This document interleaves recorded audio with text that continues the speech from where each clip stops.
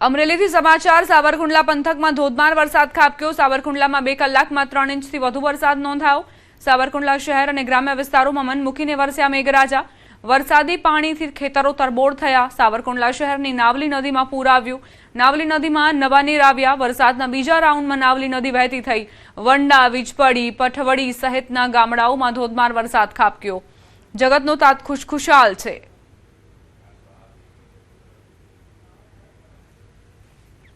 અમરેલીથી સમાચાર રાજુલા તાલુકામાં વરસાદની એન્ટ્રી। ખારી, ખેરાડી, ગોવિંદડી સહિતના ગામડાઓમાં વાવણી લાયક વરસાદ ખાબક્યો છે। વાવણી લાયક વરસાદ પડતા ખેડૂતો ખુશખુશાલ। જો કે મોટા ભાગના ગામડાઓ હજુ પણ વરસાદની કાગડોળે રાહ જોઈ રહ્યા છે।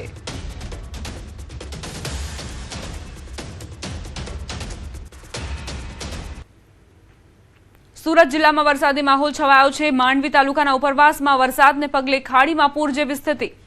બૌધાનથી મુંજલા, ઉશ્કેર, રામકુંડ જવાના માર્ગ પર આવેલ વાવિયા ખાડીનો બ્રિજ પણ વરસાદી પાણી ફરી વળતા માર્ગ બંધ થયો।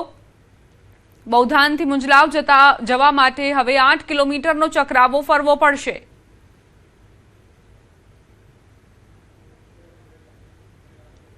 સુરતમાં તોફાની વરસાદ ખાબક્યો છે। અનેક વિસ્તાર બેટમાં ફેરવાઈ ગયા છે। શાળાઓ પણ તળાવમાં પરિવર્તિત થઈ છે। શાળાના મેદાનમાં કઈ રીતે પાણી ભરાયા છે તેના દ્રશ્યો સામે આવ્યા।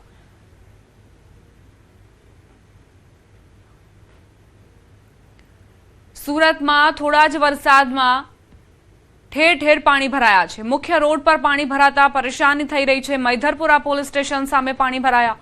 પાણીનો નિકાલ ન થતા ભરાવો થયો છે। રોડ રસ્તા નદી નાળામાં પરિવર્તિત થયા હોય તેવી સ્થિતિ।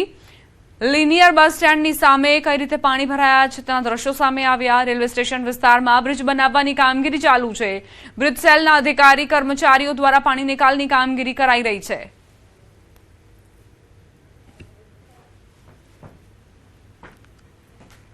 વરસાદી માહોલમાં ડ્રાઇવિંગ કરતા સાવચેતી રાખજો। વલસાડ જિલ્લામાં આજે વરસાદી માહોલ જામ્યો છે ત્યારે રોડ રસ્તાઓ કેટલા જોખમી બની જાય છે। ધરમપુરના કરંજવેરી ગામ નજીક વરસાદના કારણે ભીના થયેલા રોડ પર એક ટેમ્પો સ્લીપ થઈ ગયો હતો। આ દરમિયાન એક બાઇક ચાલક પણ ટેમ્પોથી માંડ બચ્યો। સમગ્ર ઘટના સીસીટીવી કેમેરામાં કેદ થઈ અને હાલ તેનો વિડીયો સોશિયલ મીડિયા પર વાયરલ થઈ રહ્યો છે। સદનસીબે કોઈ જાનહાનિ કે ઈજાના સમાચાર નથી।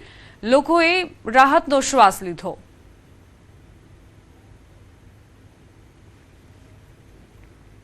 ગીર સોમનાથના ગીર ગઢડા તાલુકાના નગડિયા ગામની પ્રાથમિક શાળામાં મધ્યાહન ભોજન માટે આપવામાં આવેલી તુવેર દાળમાં ફૂગ જોવા મળતા વાલીઓમાં ભારે રોષ ફેલાયો છે। બાળકોના આરોગ્ય સાથે બેદરકારીના આક્ષેપો વચ્ચે વાલીઓ અને ગ્રામજનોએ મામલતદાર અને પુરવઠા વિભાગ સમક્ષ રજૂઆત કરી હતી। જ્યાં સુધી જવાબદારો સામે કાર્યવાહી નહીં થાય અને ગુણવત્તાયુક્ત ભોજનની ખાતરી નહીં મળે ત્યાં સુધી બાળકોને શાળાએ નહીં મોકલવાનો ગ્રામજનોએ નિર્ણય કર્યો છે। મામલતદારશ્રીને જાણ કરતા મામલતદારશ્રીએ એવું કીધું કે ભાઈ ગોડાઉન મેનેજરની જવાબદારી હોય છે અને ગોડાઉન મેનેજરશ્રી સાથે વાત કરી તો એમના દ્વારા એવું કહેવામાં આવ્યું કે અમે અમારી રૂબરૂમાં આ બધા સ્ટોક જે છે એનું લેબ પરીક્ષણ કરીને પછી જ અમે મોકલું છે। તમારે આરટીઆઈથી માહિતી જોતી માંગી લેજો અને બેદરકારી ભેરો જવાબ આપ્યો એટલે ફરી અમે મામલતદારશ્રીનો સંપર્ક કર્યો અને મામલતદારશ્રીએ એવું કીધું કે ભાઈ તમે કહો એમ કાર્યવાહી ન થાય અમે કહેશું એમ થશે। એટલે ઉદ્ધતાઈ ભેરી વાત કરી છે। અમારી શાળામાં અનાજનો જથ્થો એવો આવ્યો છે જે અખાદ્ય છે। જ્યાં સુધી આની ઉપર કાર્યવાહી નહીં થાય ત્યાં સુધી અમે કોઈ શાળાએ આવશું નહીં। ઘટનાની જાણ થતાં વહીવટી તંત્ર પણ એક્શનમાં આવ્યું। અધિકારીઓની ટીમે સ્થળ પર પહોંચી તપાસ શરૂ કરી। પ્રાથમિક તપાસમાં 10 બોરીમાંથી 1 બોરીમાં ફૂગ હોવાનું સામે આવ્યું છે જ્યારે સમગ્ર જથ્થાની તપાસ બાદ આગળની કાર્યવાહી કરવામાં આવશે। આજરોજ અમે સ્કૂલે આવેલા છે આની તપાસ માટે। અમે જે કોઈ આના માટે કાર્યવાહી કરવી પડે તેના માટે અમે સંબંધિત સંચાલકશ્રી, આચાર્યશ્રી, દુકાનદારશ્રી અને આ જથ્થા બાબતે જે કંઈ નિયમ અનુસારની કાર્યવાહી હશે તે હાથ ધરીશું। અરવલ્લી મેઘરજના કંટાળુ ગામમાં વરસાદ માટે અનોખી પ્રાર્થના કરાઈ। કંટેશ્વર મહાદેવ મંદિરમાં મોટી સંખ્યામાં મહિલાઓએ શિવલિંગ પર જળાભિષેક કરીને મહાદેવને રીઝવવાનો પ્રયાસ કર્યો। લોકમાન્યતા અનુસાર મહાદેવના ગર્ભગૃહમાં પાણી ભરીને શિવલિંગને સંપૂર્ણપણે ડૂબાડવાથી મેઘરાજા મહેરબાન થાય છે અને વરસાદ આવે છે। વરસાદ ખેંચાતા ગ્રામજનોએ શ્રદ્ધાભાવે મહાદેવને પ્રાર્થના કરી અને સારા વરસાદની કામના વ્યક્ત કરી હતી। ડેગડા ભરી અને શિવલિંગને પાણીમાં ડૂબાડ્યું છે અને એવી માન્યતા સાથે આ વરસાદ નીચે ઉતરે એવી અમે અપેક્ષા રાખીએ છીએ અને બધી બહેનો ભેગી થઈ અને આ મહાદેવજીને રીઝવવા માટે અમે આવ્યા છીએ. વરસાદના વિલંબે મહેસાણા જિલ્લાના ખેડૂતોને ચિંતામાં મૂકી દીધા છે. સામાન્ય રીતે ખરીફ સિઝનમાં 2.87 લાખ હેક્ટરમાં વાવેતર થતું હોય છે, પરંતુ અત્યાર સુધી માત્ર 43,000 હેક્ટરમાં જ પિયત આધારિત વાવેતર નોંધાયું છે. જિલ્લામાં માત્ર 2.77% વરસાદ નોંધાતા મોટાભાગના ખેડૂતો હજુ સારા વરસાદની રાહ જોઈ રહ્યા છે. ખેતીવાડી વિભાગે આકસ્મિક પાક આયોજન જાહેર કરી ખેડૂતોને ટપક અને ફુવારા પિયત પદ્ધતિ અપનાવવા, પાણીનો કરકસરપૂર્વક ઉપયોગ કરવા અને વરસાદના સમય અનુસાર અડદ, ઘાસચારો તેમજ એરંડા જેવા વૈકલ્પિક પાકોનું વાવેતર કરવાની સલાહ આપી છે. અધિકારીઓએ ચેતવણી આપી છે કે વરસાદ વધુ મોડો પડશે તો પિયતનો ખર્ચ વધવાની સાથે પાકના ઉત્પાદન પર પણ માઠી અસર થઈ શકે છે. જોકે ખેડૂતોને હજુ પણ આગામી 10 થી 15 દિવસમાં સારા વરસાદની આશા છે, જેથી આ વર્ષની ખરીફ સિઝન બચી રહે. આવનાર સમયમાં વરસાદ લેટ થાય તેવા સમયે આકસ્મિક પાક આયોજનના ભાગરૂપે ખાસ કરીને જો વરસાદ સમયસર જુલાઈના 5મી સુધીમાં થઈ જાય તો અડદ અથવા તો ઘાસચારા જેવા પાકોનું વાવેતર કરવું જોઈએ અને લેટ વરસાદ થાય તેવા સમયે દિવેલા પાકોનું વાવેતર કરવું જોઈએ. સાહેબ, અમારે કોઈ પાણીની વ્યવસ્થા સજ નહીં અમારે, બરાબર. જે મોટી કેનાલો હોય એ આગળ છે અને એની માઇનોર નથી, માઇનોરનું પાણી આવતું નહીં, એટલે અમારા ખેડૂતોને અત્યાર સુધી કોઈ વાવવા લાયક વસ્તુ કોઈ વાવ્યું હતું, બીટી કપાસ એ બધું કશું વાવવાની કોઈ સગવડ નહીં. હજુ માઇનોરો ચાલુ થઈ નહીં, તો સરકારને એવી વિનંતી માઇનોર ચાલુ કરીને પાણી આલે તો કોઈ ખેડૂતો આવે. હાલ વરસાદ વગર તો બેહી જ રહીએ, કોઈ વાવેતર થયું નથી અત્યારે. એક વરસાદ ખેંચાશે તો ખેડૂતની શું હાલત હશે? વરસાદ ખેંચાય તો વિકટ જ થાય ને સાહેબ.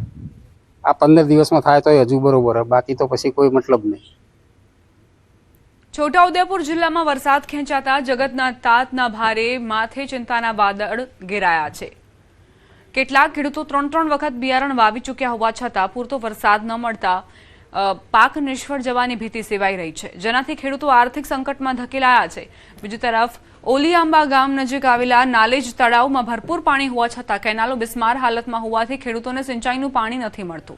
મોંઘા ડીઝલ, ખાતર અને બિયારણના ખર્ચ વચ્ચે પાવીજેતપુર અને છોટાઉદેપુર પંથકમાંથી એવા દયનીય દ્રશ્યો સામે આવ્યા છે, જ્યાં ગરીબ ખેડૂત પતિ પત્ની પોતે હળ ખેંચીને ખેતી કરવા મજબૂર બન્યા છે.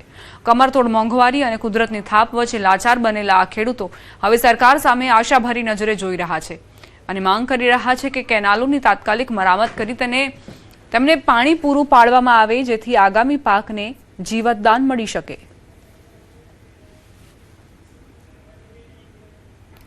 ડેમેજ છે પણ કેનાલો તૂટી ગઈ છે એટલે પાણી મળે તેવી છે. કદાચ વરસાદ વધારે ખેંચાઈ જાય તો અમારું બિયારણ ફેલ જાય છે. ખેતી માટે બિયારણ મોંઘું નાખી દીધું છે અને વરસાદના કારણથી બિયારણ બધું સુકાઈ ગયું છે.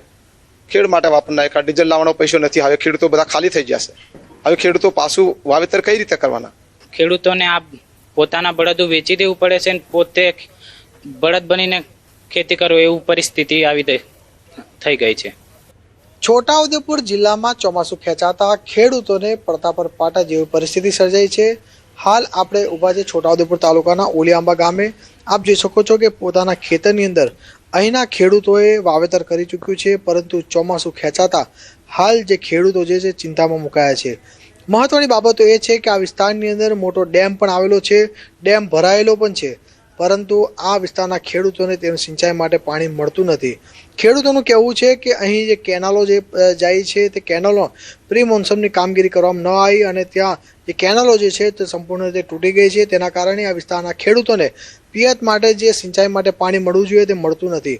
જેના જ કારણે હાલ આ જે ખેડૂત જે છે, જે નાના ખેડૂતો છે, તેની પાસે બળદગાડું ના હોય, તેની પાસે ટ્રેક્ટર ના હોય અને તેઓની પાસે ટ્રેક્ટર હોય તો ડીઝલ મોંઘું હોય, આવા અનેક પ્રશ્નો હાલ ખેડૂતો માટે ઉપસ્થિત થયા છે. અને હાલ જે રીતે ચોમાસું ખેંચાતા હાલ જે ખેડૂતો જે છે તેની અંદર ચિંતા જોવા મળી રહી છે. સેજબ ખત્રી, ન્યૂઝ 18 ગુજરાતી, છોટાઉદેપુર. જૂનાગઢના કેશોદમાં પાણીની ગંભીર સમસ્યા ઊભી થઈ છે. સામાન્ય દિવસોમાં 5 થી 6 દિવસે મળતું પીવાનું પાણી હવેથી 10 થી 12 દિવસે પણ ન મળતા હાહાકાર મચી ગયો છે. ખાસ કરીને વોર્ડ નંબર 6ના દીપાલીનગર સહિતના વિસ્તારોમાં સ્થિતિ વધુ દયનીય બની છે. પાણીના અભાવે લોકોમાં રોષ જોવા મળી રહ્યો છે.